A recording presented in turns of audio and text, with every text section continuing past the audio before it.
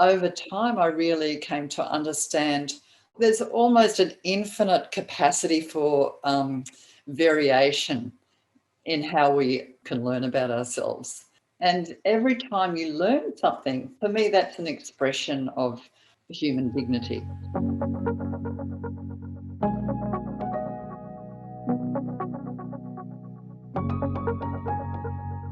To be able to learn something you didn't know before, be able to have that way of bringing it into use when you're not expecting it to arrive, and suddenly that thing that you were practicing on the floor and in various positions through the Feldenkrais method suddenly became available to you in your everyday life.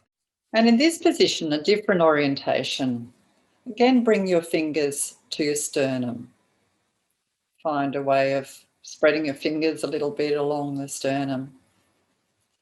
And begin to find the possibility for your sternum to shift side to side.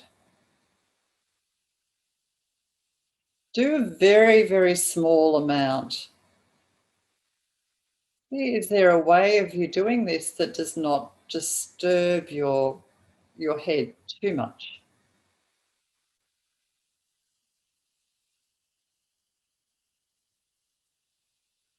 So can you keep the plane in the middle of your head without moving, and begin to move the chest between your shoulders, moving your shoulders a little bit left and right.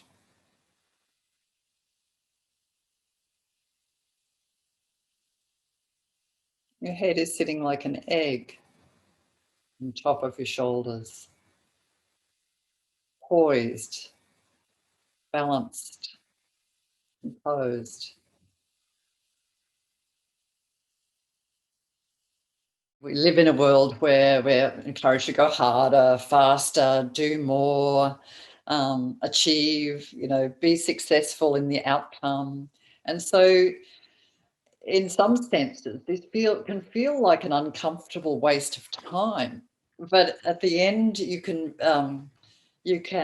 come back into yourself in a way that you could just approaching everything in a totally different way. Mm. People regularly say, I feel completely different. Sometimes that can be uncomfortable.